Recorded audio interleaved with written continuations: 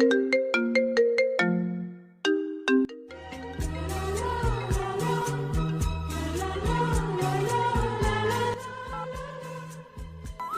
आरती।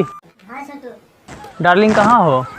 हम अपने नानी के छत पे आए हुए हैं। एक मिनट रुकिए, अभी हम छत पर आ रहे हैं।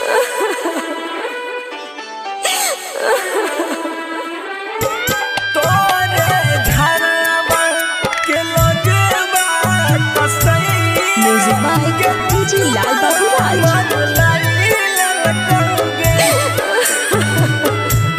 जानो जानो कही के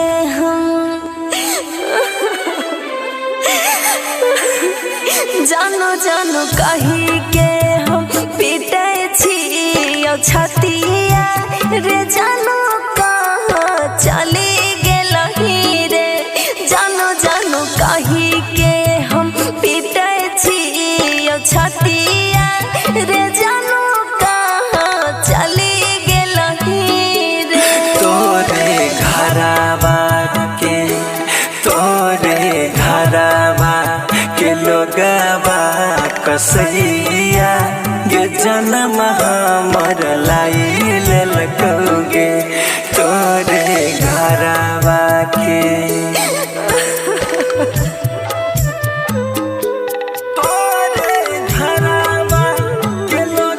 म्यूजिक बाय डीजे लाल बाबू राज।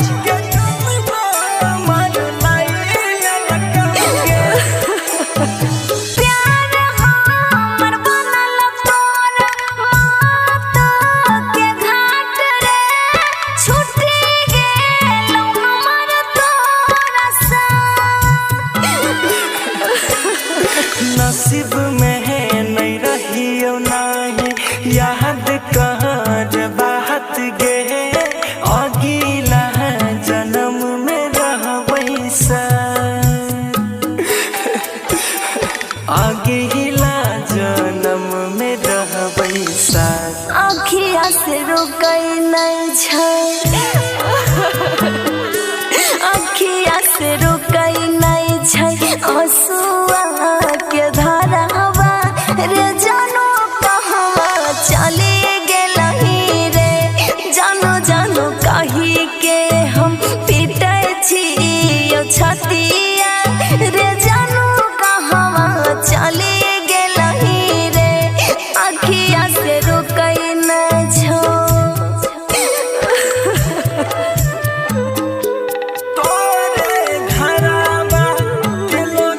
म्यूजिक बाय डीजे लाल बाबू राज।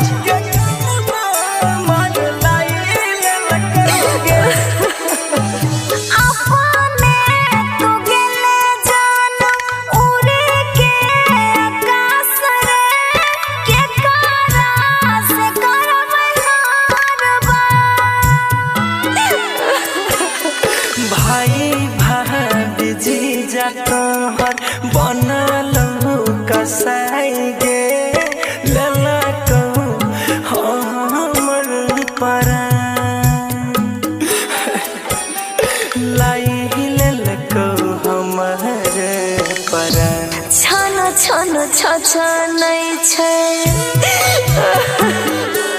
छन छन छछनै छै हमार